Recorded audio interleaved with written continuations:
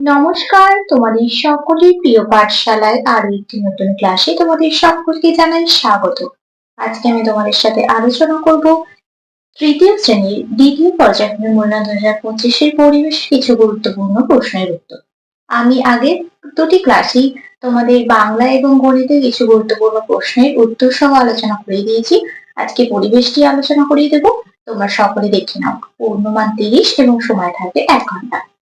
প্রথম প্রশ্নটি বলেছে, দেখো সঠিক উত্তরটিতে টিক চিহ্ন দাও। 5টি আছে, 1 নম্বর করে 5 নম্বর। শীতের দিনে পোশাক পরা হয় উলের, সুতির না টেরিকটের? শীতের দিনে তো আমরা উলের পোশাক পরি, তাহলে কি হয়ে যাবে? উলের। উলের মাথায় টিক চিহ্ন দিই। মানচিত্রের উপরের দিকটা পূর্ব, পশ্চিম, উত্তর দিক। মানচিত্রের উপরের দিকটা কি দিক হয়? উত্তর দিক। দুই দলের খেলোয়াড়রা পোশাক পরে একই রঙের না আলাদা রঙের? আলাদা রঙের পোশাক পরে দুই দলের খেলোয়াড়রা। পাট হলো পাট গাছের আঁশ, পাতা না শিকড়? পাট হলো পাট গাছের আঁশ। সিনথেটিক সুতো তৈরি হয় জল, ধাতু না খনিজ তেল থেকে? সিনথেটিক সুতো তৈরি হয় খনিজ তেল থেকে। তারপরে দুয়েরটা বলেছে, দেখো শূন্যস্থান পূরণ করো যে কোনো 6টি। 1 নম্বর করে আছে মোট 6 নম্বর। প্রথমেই আছে, দেখো পাকা বাড়ি যারা তৈরি করেন তাদের ড্যাশ বলে। পাকা বাড়ি যারা তৈরি করেন তাদের কি বলা হয়? রাজমিস্ত্রি। তাহলে রাজমিস্ত্রি লিখে দিতে হবে তোমাদের শূন্যস্থান। রাজমিস্ত্রি। যাযাবর শ্রেণীর মানুষ খোলা ড্যাশ নিচে গাছতলায় থাকতো? যাযাবর শ্রেণীর মানুষ খোলা আকাশের নিচে গাছতলায় থাকতো। তাহলে এখানে লিখে দেবো আকাশে। সিনথেটিক উলকে ড্যাশ বলে। সিনথেটিক উলকে কি বলা হয়? ক্যাশ মিলন। ক্যাশ মিলন। এটা আমি যখন তোমাদের কোয়েশ্চেন ব্যাংকের প্রশ্ন উত্তর গুলো করিয়েছি তখন ছিল। যারা কাঁচা বাড়ি তৈরি করে তাদের ড্যাশ বলা হয়? যারা কাঁচা বাড়ি তৈরি করেন তাদের কি বলা হয়? ঘরামি। ঘরামি। যেখানে ভূমিকম্প বেশি হয় সেখানকার বাড়ি ঘরগুলো ড্যাশ দিয়ে তৈরি হয়। যেখানে ভূমিকম্প বেশি হয়, মানে ভূমিকম্প প্রবণ এলাকার বাড়িঘরগুলো কি দিয়ে তৈরি হয়? কাঠ দিয়ে। কাঠ দিয়ে। মানচিত্রে সমুদ্রকে ড্যাশ রং দিয়ে বোঝানো হয়? মানচিত্রে সমুদ্রকে নীল রং দিয়ে বোঝানো হয়। পোস্ট অফিসকে বাংলায় ড্যাশ বলে? পোস্ট অফিসকে বাংলায় ডাকঘর বলে। ডাকঘর। তারপর তিনেরটা বলেছি, দেখো বাম দিকের সঙ্গে ডান দিক মেলাও। 6টি আছে, 1 নম্বর করে মোট 6 নম্বর আছে। বাম দিকে কি লেখা আছে? চিঠি, ডাক্তার, সত্যজিৎ রায়, শীতকাল, পারিবারিক জীবিকা আর ছাত্রছাত্রী। আর ডান দিকে কি লেখা আছে? উলের পোশাক, পিয়ন, ইউনিফর্ম, ফেলুদার গল্প, কর্মকার আর অ্যাপ্রন। তাহলে চিঠি কি হবে? চিঠি হবে পিয়ন। আমি পাশে ক খয়ের দাগগুলো দিয়ে দিচ্ছি, তোমরা তাহলে ভালোভাবে বুঝতে পারবে। ডাক্তার, ডাক্তার কি হয়ে যাবে? অ্যাপ্রন। সত্যজিৎ রায় কি হবে? ফেলুদার গল্প। শীতকাল কি হবে? উলের পোশাক। পারিবারিক জীবিকা কি হবে? কর্মকার। আর ছাত্রছাত্রী হবে ইউনিফর্ম। তারপরে 4 প্রশ্নটি বলেছে, দেখো সত্য বা মিথ্যা লেখো যে কোনো 3টি। তাহলে 5টি দেওয়া আছে, 5টি লিখে দেখাবো। 1 নম্বর করে মোট 3 নম্বর আছে। প্রথম প্রশ্নটি কি আছে?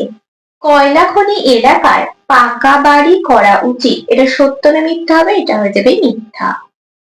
মিথ্যা। সিনথেটিক উল আসলে ক্যাশমিলন। এটা কি হয়ে যাবে? সত্য। হাসপাতালে ডাক্তার খাঁটি পোশাক পরেন। এটা কি হয়ে যাবে? মিথ্যা। ওলন দড়ির কাজ হলো ইট গাঁথা। এটাও হয়ে যাবে মিথ্যা। মৌমাছিরা থাকার জন্য মৌচাক বানায়। এটা হয়ে যাবে সত্য। তারপরে 5 প্রশ্নটি বলেছে, দেখো নিচের প্রশ্নগুলির উত্তর দাও। 5টি আছে, 2 নম্বর করে মোট 10 নম্বর আছে। তাঁবুর ভিতরে ও বাইরে কারা থাকতো? তাঁবুর ভিতরে কারা থাকতো? বুড়ো বুড়ি বাচ্চারা থাকতো। আর তাঁবুর বাইরে কারা থাকতো? বড়রা থাকতো। তাহলে এখানে লিখে দেবো তাঁবুর ভিতরে বুড়ো বুড়ি ও বাচ্চারা থাকতো আর তাঁবুর বাইরে বড়রা থাকতো। তারপরে ক্ষয়ের প্রশ্নটি আছে ওলন্দরি কি কাজে লাগে? ওলন্দরি কি কাজে লাগে? রাজমিস্ত্রির গাঁথনি ঠিক হয়েছে কিনা তা দেখার কাজে লাগে। তাহলে কি লিখে দেবো? রাজ মিস্ত্রি গাঁথনি ঠিক হয়েছে কিনা তা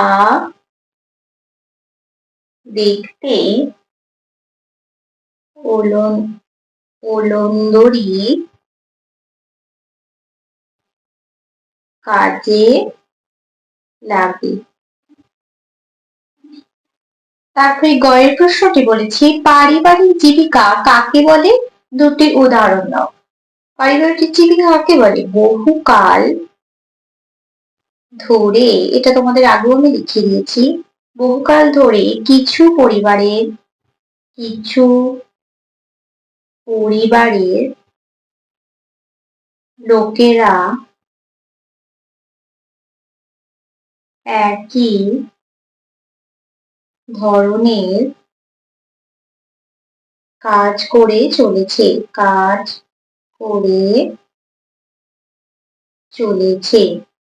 এই একই ধরনের কাজগুলিকে পারিবারিক জীবিকা বলে। দুটি উদাহরণ দিতে বলেছে। উদাহরণ একটা হবে কৃষক, একটা হবে কর্মকার, দুটো বলেছে দুটো দিলাম। কুম্ভকার হবে ইত্যাদি। তারপরে প্রশ্নটি বলেছে দেখো ভূমিকম্প প্রবণ এলাকায় কাঠের বাড়ি করা হয় কেন? কারণ যেখানে ভূমিকম্প হয় সেখানে ইট সিমেন্টের বাড়ি ফেটে গিয়ে নষ্ট হয়ে যায়।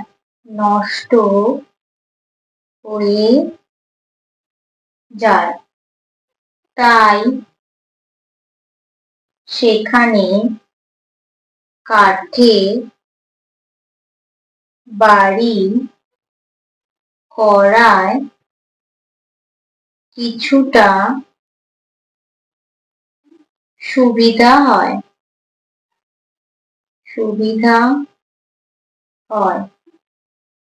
চালটা টিনের হলে ভালো হয়, ভেঙে গেলেও সেই কাঠ ও টিন দিয়ে আবার নতুন বাড়ি তৈরি করে নেওয়া যায়। তাই ভূমিকম্প প্রবণ এলাকায় কাঠের বাড়ি করা হয়। তারপরে উমার প্রশ্নটি বলেছে লুপ্ত জীবিকা কাকে বলে? একটি লুপ্ত জীবিকার নাম লেখো। লুপ্ত জীবিকা কাকে বলে? কিছুদিন আগে যে সেটা ছিল কিন্তু এখন আর নেই। তাহলে লিখবো কিছু জীবিকা অনেক দিন আগে ছিল এখন আর নেই। সেই জীবিকা গুলিকে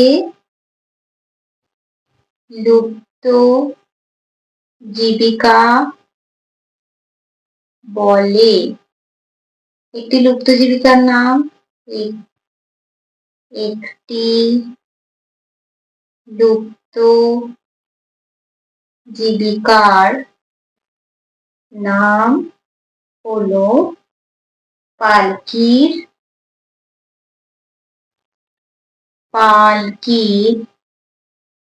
বেহারা। কিছু জীবিকা অনেকদিন আগে ছিল, এখন আর নেই, সেই জীবিকাগুলিকে লুপ্ত জীবিকা বলে। একটি লুপ্ত জীবিকার নাম হলো পালকির বেহারা। তাহলে দেখো, আজ আমি তোমাদের তৃতীয় শ্রেণীর পরিবেশের কিছু গুরুত্বপূর্ণ প্রশ্নের উত্তর সহ আলোচনা করে দিলাম। আজকের ক্লাসটি তাহলে আমি এখানে শেষ করছি। খুব তাড়াতাড়ি আর একটি নতুন ক্লাস নিয়ে হাজির হবো তোমাদের সামনে। যদি তোমাদের আজকের ক্লাসটি ভালো লেগে থাকে তাহলে অবশ্যই লাইক করে দিও এবং বন্ধুদের সাথে শেয়ার করতে কিন্তু একদমই ভুলো না। আর যদি কোনো প্রশ্নের উত্তর জানার থাকে তাহলে অবশ্যই কমেন্ট করে জানাতে ভুলবে না। সকলে সুস্থ থাকবে, স্বাভাবিক থাকবে। সকলকে অসংখ্য ধন্যবাদ জানাই।